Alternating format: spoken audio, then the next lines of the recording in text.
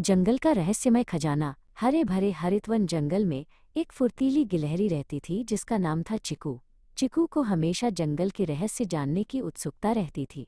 हाल ही में जंगल की जीवनधारा नदी धीरे धीरे धीमी और गंदी होने लगी थी।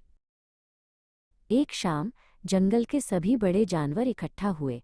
बुद्धिमान पंडित उल्लू ने कहा, हमारी नदी का बहना बंद हो रहा है क्योंकि अमृत शिला अब अपनी जगह पर नहीं है।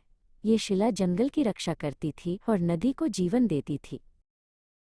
पंडित ने चिकू को देखकर एक पहेली दी, जहां हवा सबसे तेज गाती है वहां रहस्य की पहली निशानी मिलेगी। चिकू ने तुरंत अमृत शिला को खोजने का फैसला किया।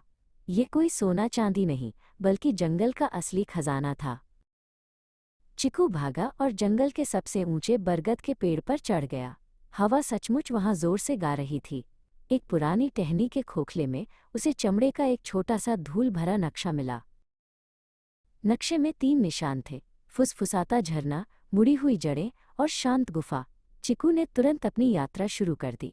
उसे पता था कि ये नक्शा ही उसे खजाने तक ले जाएगा। पहला लक्ष्य था फुसफुसाता झरना।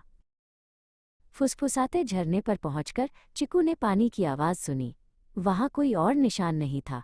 तभी उसे पंडित की बात याद आई, रहस्य की निशानी आवाज़ में छिपी है। उसने ध्यान से सुना और पाया कि पानी पत्थरों पर एक खास लय में गिर रहा था। लय का अनुसरण करते हुए चिकू मुड़ी हुई जड़ों के पास पहुंचा। वहां एक विशाल पेड़ की जड़ें ऐसे मुड़ी हुई थीं जैसे कोई चित्रकारी हो। ध्यान से देखने पर चिकू ने पहचान लिया कि जड़ें जंगल के राष्ट्रीय पक्षी मोर का आकार बना रही हैं।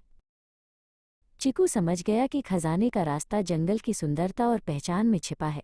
मोर के आकार वाले धड़ के नीचे उसने शांत गुफा का प्रवेश द्वार देखा।